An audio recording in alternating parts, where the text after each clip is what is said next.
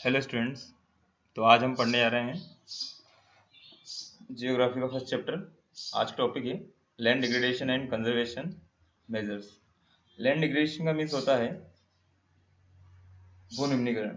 अब भूमि का निम्नीकरण क्या होता है, जमीन डिग्रेडेट कैसे होती है, और कंजर्वेशन मेजर्स क्या क्या है उनको, मतलब जमीन को जो उसका निम्नीकरण है, उसका जो डिग्रेडेशन है उससे हम किस प्रकार से उसे बचा सकते हैं। तो इससे क्वेश्चन बनता है, ठीक है।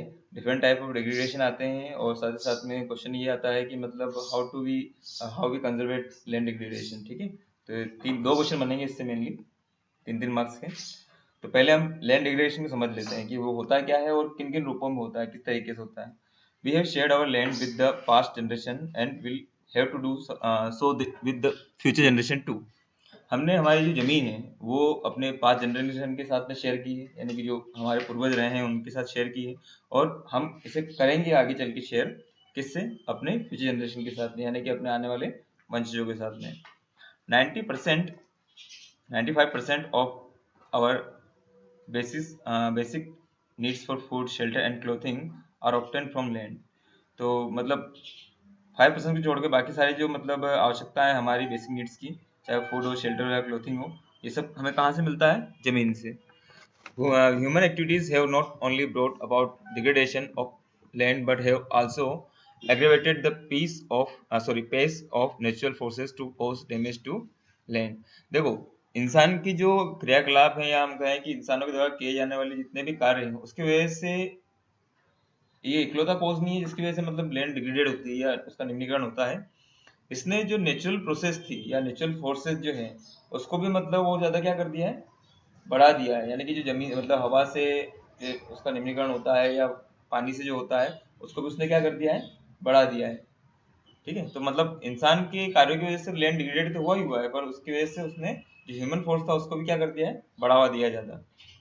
तो अब वो ज़्यादा रेपिडली ये डिग्रेडेड हो रहा है। At present there are about 130 million hectare of degraded land in India. 130 million hectare जो है वो निम्नीकरण का शिकार हो चुका है जमीन का, ठीक है, भारत में। Approximately 28% of it belongs to the category of forest degraded area, और उसमें से 28% जो है फॉरेस्ट डिग्रेडेड एरिया में आता है। 56% जो है ऑफ इट वाटर एरोडेड एरिया, और वो एरिया है जो मतलब पानी की वजह से मतलब खराब हो चुका है। And rest is affected by saline and alkaline deposit, और बाकी जो बचा हुआ है, यानी 21 प्लस 56 को अलग कर दें, तो बाकी जो बचा हुआ है वो या तो मतलब खारा पानी की वजह से मतलब वो जमीन जो है खराब हो चुकी है, या उसके क्षारी डिपॉजिट होने की वजह से, क्षारी मतलब जो वही खारेपन की वजह से, ठीक है। Some human activities such as deforestation, कुछ ह्यूमन एक्टिविटीज हैं, here you have to be careful कि कौन कौन सी ह्यूमन एक्टिविटीज हैं। तो आप देखिए यहाँ पर एक तो डिफॉरेस्टेशन आता है। डिफॉरेस्टेशन मीन्स क्या होता है, डिफॉरेस्टेशन मीन्स होता है कि अफॉरेस्टेशन मतलब होता है कि वनों को लगाना, और डिफॉरेस्टेशन मतलब होता है वनोन्मूलन, यानी कि वनों की कटाई छटाई, जो भी हम मतलब वनों को उखाड़ने का काम या काटने का काम करते हैं वो डिफॉरेस्टेशन में आता है। सेकंड आता है ओवरग्रेजिंग। ओवरग्रेजिंग यानी कि मतलब ग्रेजिंग करना मतलब चारा का, ओवरग्रेजिंग करना मतलब अतिचारण, ठीक है। जब गाय भैंसे या बकरियां जो भी है वो ज़्यादा हम चरा लेते हैं तो क्या होता है, लैंड का डिग्रेडेशन होता है, क्योंकि उसकी वजह से जो पकड़ होती है घास की या मिट्टी के ऊपर वो कम हल्की हो जाती है, और मिट्टी का कटाव जल्दी होता है।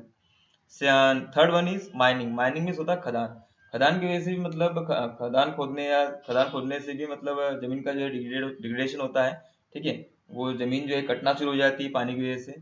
And quarrying to. और क्वायरिंग, देखो माइनिंग और क्वायरिंग में इतना अंतर है कि माइनिंग जो होता है वो मतलब उसका जो एरिया होता है वो खुला होता है, वो आकाश उससे दिखता है। और क्वायरिंग जो होता है वो एक केनल टाइप का होता है, इसके अंदर जाने के बाद में आप देख नहीं पाते हो कि क्या हो रहा है ऊपर, ठीक है। उसके ऊपर क्या रहती है, छत रहती है मिट्टी की, ठीक है। इतना सा अंतर है, पर दोनों का मतलब क्या है, खुदाई करना ही है।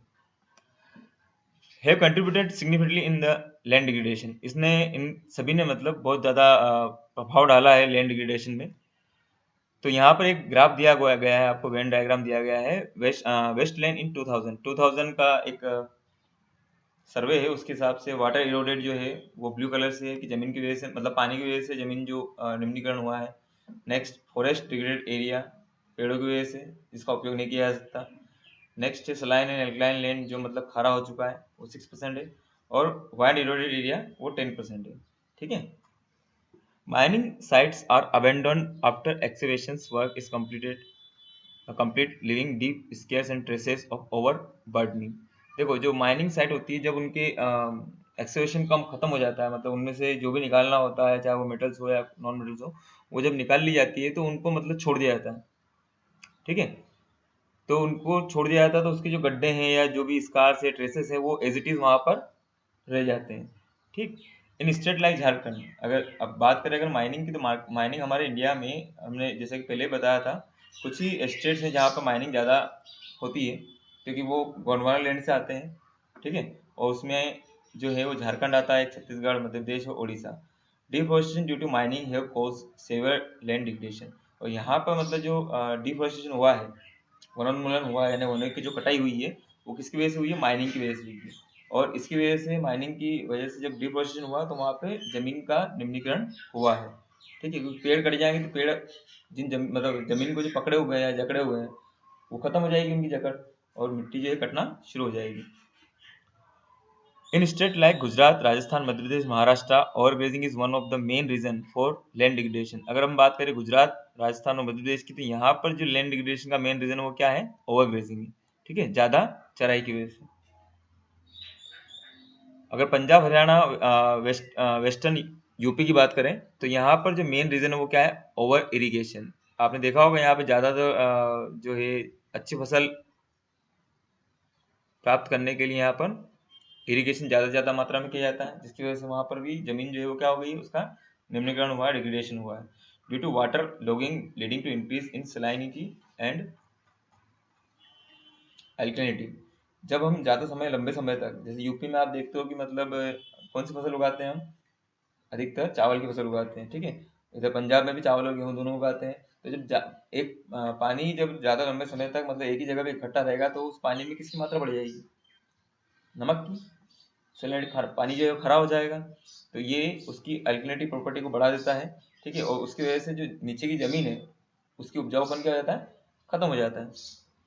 The mineral processing like grading of limestone for cement industry and calcite and soapstone for ceramic industry generate huge quantity of dust in the atmosphere. अगर हम बात करें मतलब मिनरल इंडस्ट्रीज की, तो मिनरल जब प्रोसेसिंग होता है, जैसे कि मतलब लाइमस्टोन जो चूना पत्थर होता है, जब उसको ग्राइंड करते हैं, उसको जब पीसते हैं या मतलब छोटा करने की कोशिश करते हैं सीमेंट इंडस्ट्री में, तो उससे निकलने वाले धूल और सॉप स्टोन में जो कैल्साइड होता है, उसकी वजह से निकलने वाली जो ह्यूज क्वांटिटी की जो डस्ट है, जिसकी वजह से मतलब एटमोसफेयर क्या हो जाता है? प्रदूषित होता है, पोल्यूटेड होता है।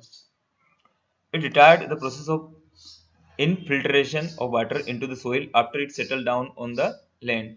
और जिसकी वजह से जब धूल ज़्यादा हो जाती है, पोल्यूशन ज़्यादा हो जाता है एटमॉस्फेयर में, तो ये एक प्रोसेस होती है जिस प्रोसेस को रिटार्ड करता है। रिटार्ड करना मतलब खत्म कर देता है, कम कर देता है। और वो प्रोसेस कौन सी होती है?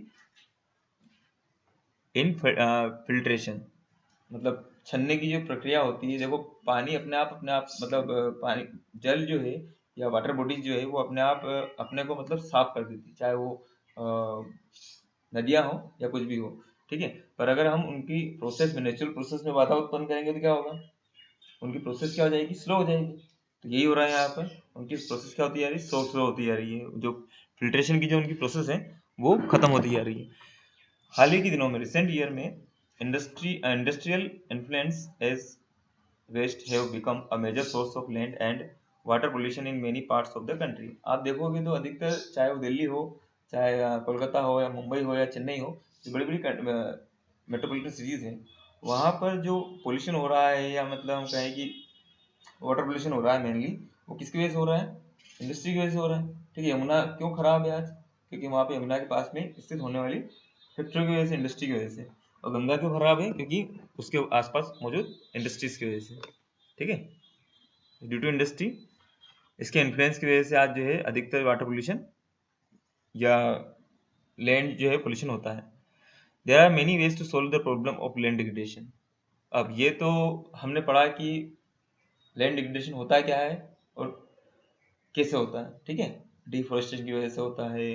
ठीक है। उसके अलावा ओवर ग्रेजिंग की वजह से होता है, माइनिंग की वजह से होता है, क्वायरिंग की वजह से होता है, इंडस्ट्री इंडस्ट्री मतलब ये मिनरल प्रोसेसिंग की वजह से होता है। तो these are the some causes due to which land degradation happen. Okay, now अब हम मतलब देखेंगे कि इसको मतलब खत्म कैसे किया जा सकता है। तो अफॉरेस्टेशन, डिफॉरेस्टेशन का अपोजिट क्या हो जाएगा? अफॉरेस्टेशन। ठीक है, अफॉरेस्टेशन यानी कि पेड़ों को ज़्यादा से ज़्यादा मात्रा में लगाना। ठीक है, हिंदी में इसे बोलेंगे क्या बोलते हैं इसे, जब हम पेड़ लगाते हैं तो पेड़ों को लगाने क्या बोलते हैं? प्लांटेशन। तो प्लांटेशन का ये मतलब बिग रूप है, बिग टाइप है ये afforestation.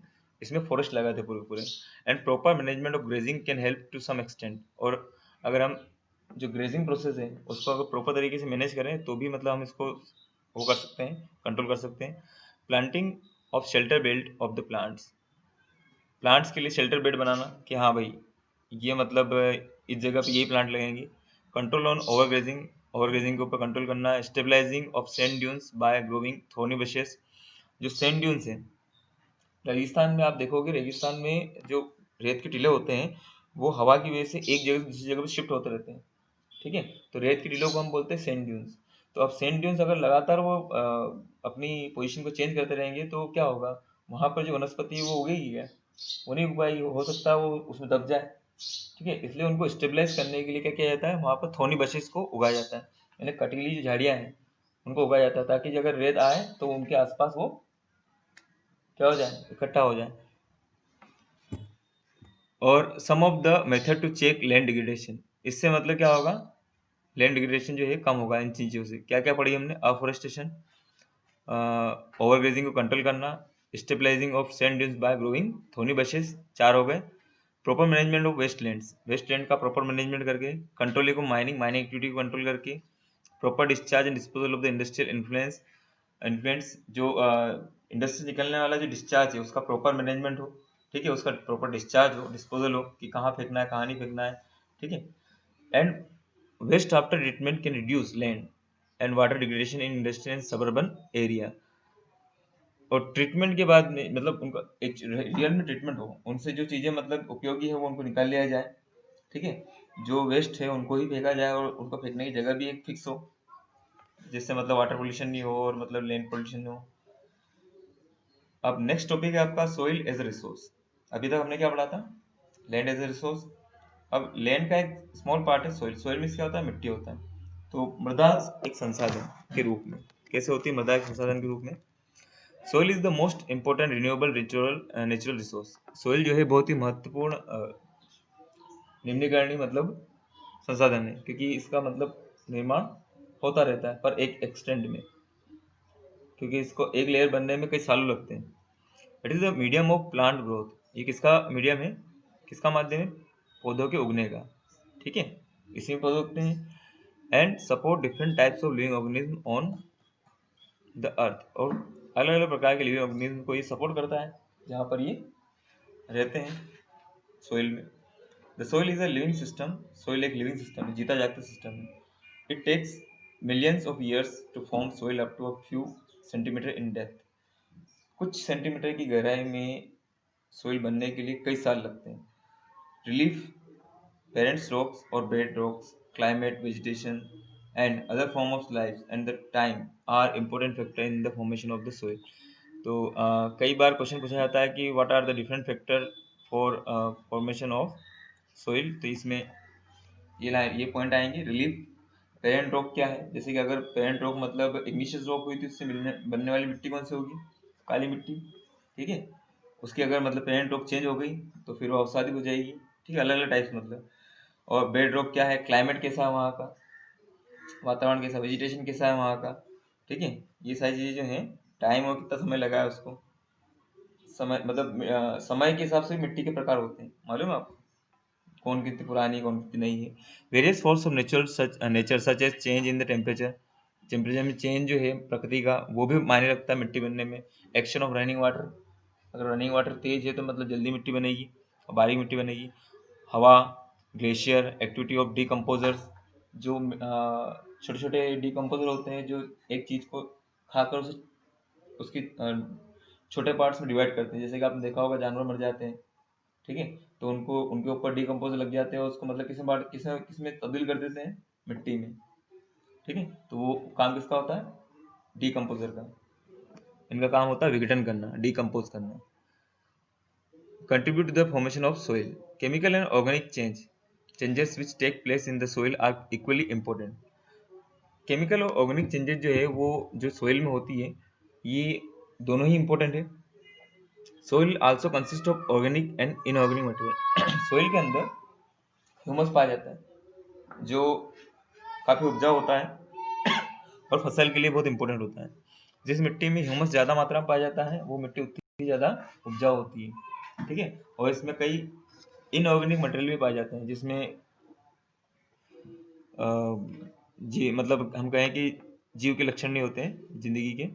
On the basis of the factor responsible for the soil formation, colour, thickness, texture, age, chemical and physical property, the soils of the India can be classified in different types.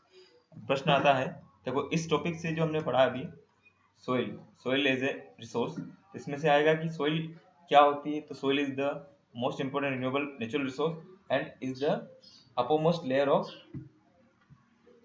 Troposphere. Troposphere बोल रहा हूँ मैं, ये इसको क्या बोलते हैं हम, भूमध्य। भूमध्य हिंदी में, इंग्लिश में क्या बोलते हैं, चलो मैं दिमाग में आएगा बता दूंगा मैं आपको। ठीक है, तो यहाँ पर एक मैप, यहाँ पर एक मतलब चार्ट दिया हुआ है, देखो आपको top soil, the upper soil layer. ठीक है, उसके बाद फिर सब सोइल है जो rock, sand and slits clay से मिलकर बनी होती है। फिर उसके बाद में उसके नीचे जाओ तो सब strand, weathered, parent rock material आता है। फिर नीचे जाओ तो अनविदर्ड, पेरेंट बेड रॉक। तो ये यहाँ तक आते आते आपने देखा होगा मतलब जब कुआं खोदते हैं तो चट्टान आ जाती है और यहाँ पे आके ही मतलब वो रुकते हैं। ठीक है, ये पानी आएगा करके। इससे ऊपर से सब क्या रहती है, मिट्टी के प्रकार होते हैं।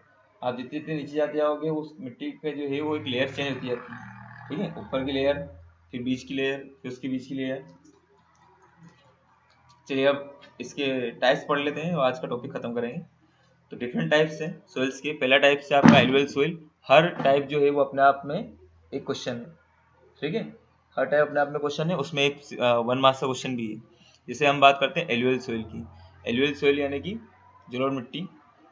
This is the most widely spread and important soil. ये बहुत ही ज़्यादा फैली हुई और इम्पोर्टेंट सोइल है। In fact the entire northern plain are made of alluvial soil. पूरा जो हमारा नॉर्थन प्लेन है, उत्तरी मैदान जो है वो पूरा किससे बना हुआ है, एलुवियल सोइल से मिलकर बना हुआ है।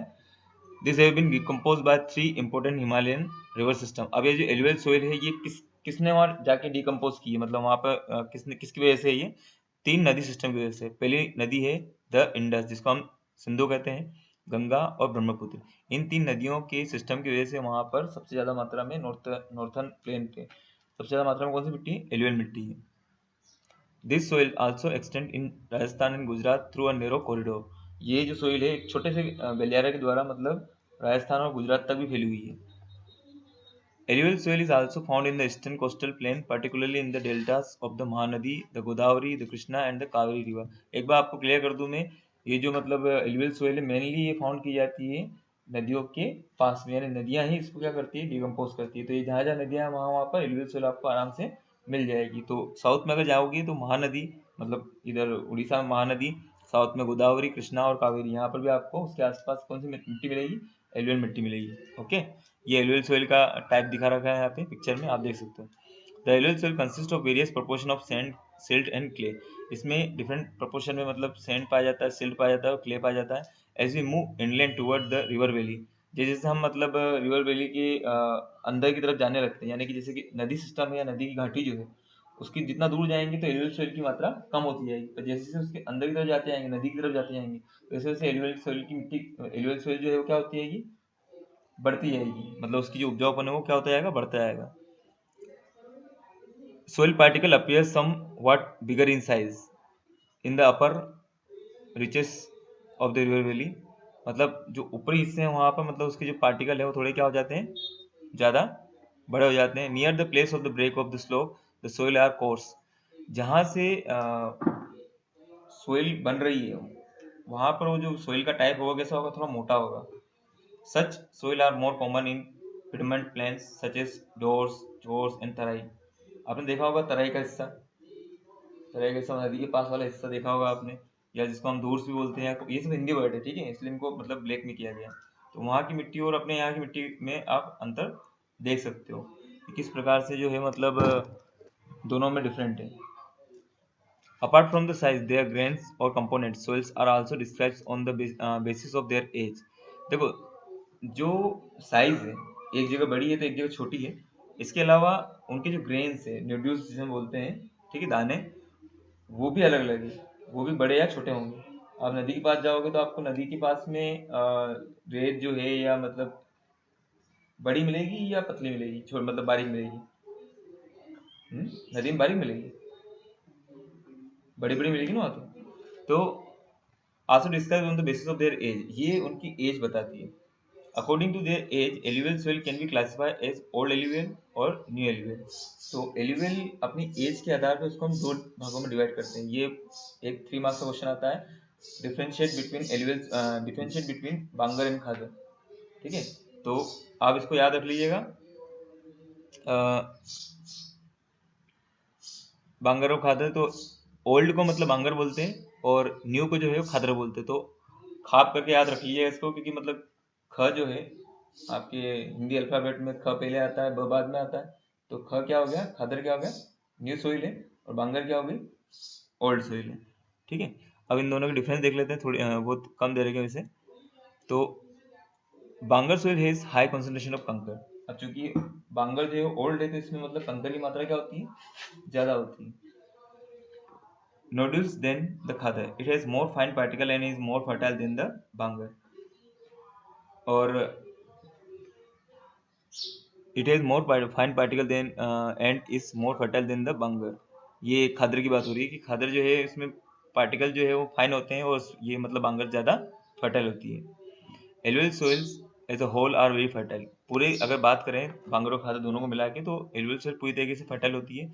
Mostly this soil contains advocate proportion of potash. इसमें बहुत सारे मतलब जो कंसंट्रेशन पाया जाता है वो पोटास का अच्छा पाया जाता है।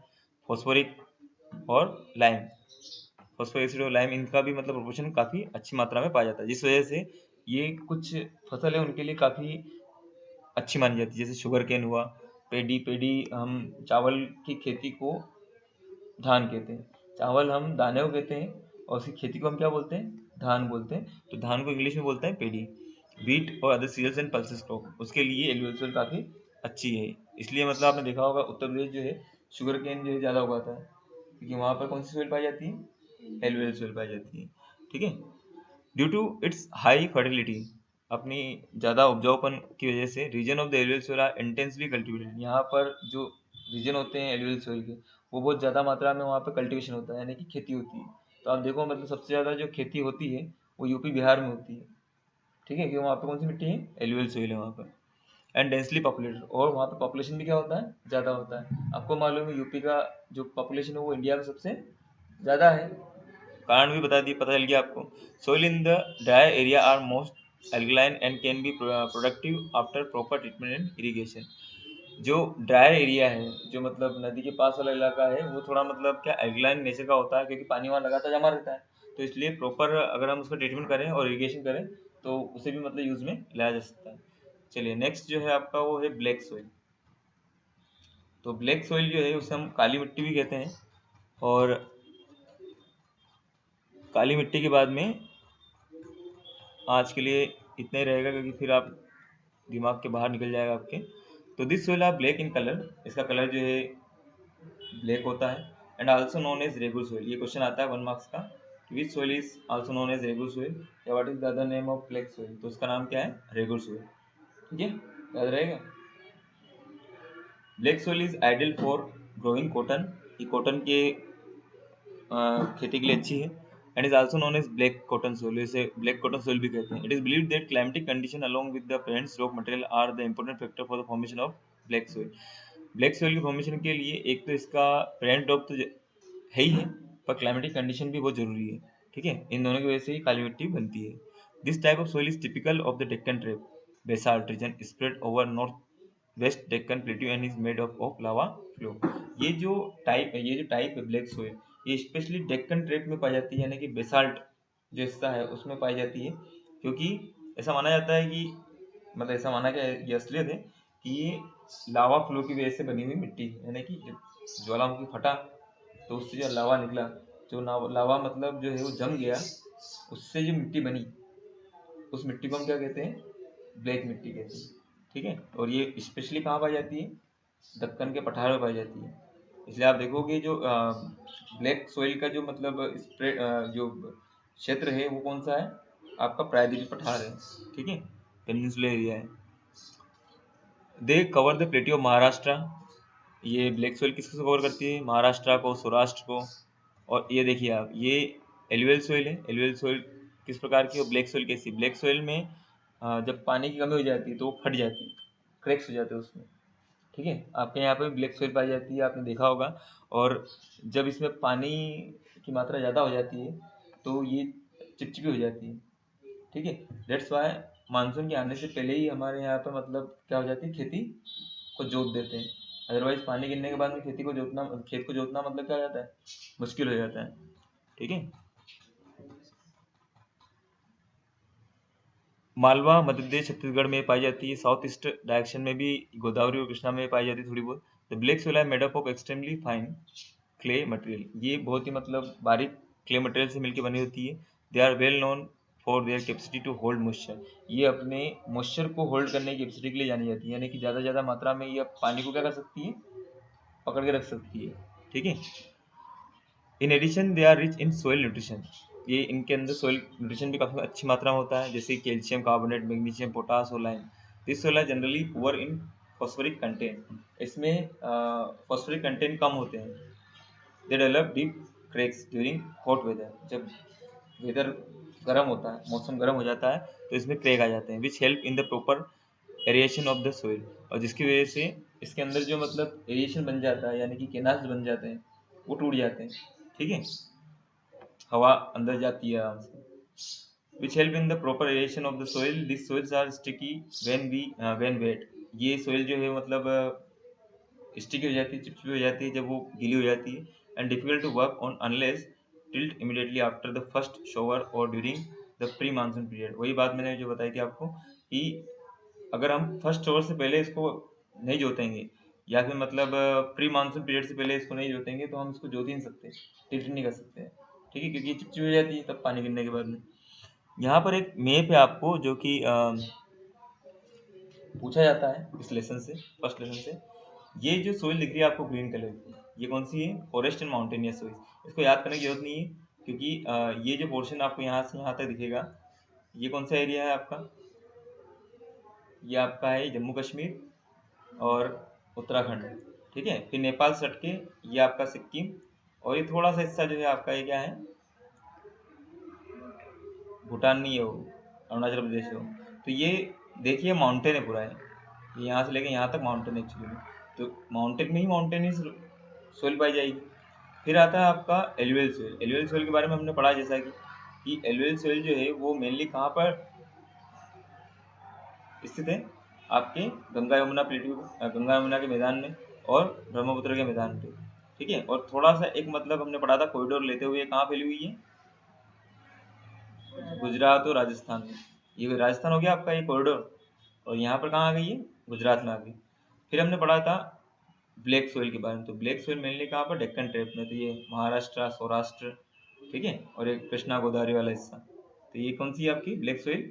ठीक, नेक्स्ट है आपका red and yellow. Red and yellow ये वाला हिस्सा, ये अलग अलग, पर रेड येलो के बारे में इतना ज़्यादा पूछते नहीं है, मेनली इसके बारे में पूछते हैं या तो माउंटेन या फिर एलुवियल या ब्लैक। ठीक है, फिर एराइड सोइल के बारे में पूछा जाता है। एराइड यानी कि मतलब जो रेगिस्तान में पाई जाती है।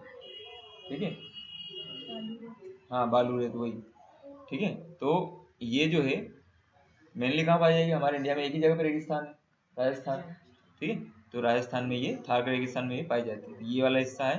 तो ये चूंकि अलग नज़र आती है इसलिए इसके बारे में कभी क्या अधिकतर इसी के बारे में पूछते हैं, क्योंकि ये अलग से डिनोट हम कर सकते हैं इसे। ठीक है, okay, that's for all today. कल हम चैप्टर कंप्लीट करेंगे, इससे क्वेश्चन आंसर करेंगे। थैंक्स।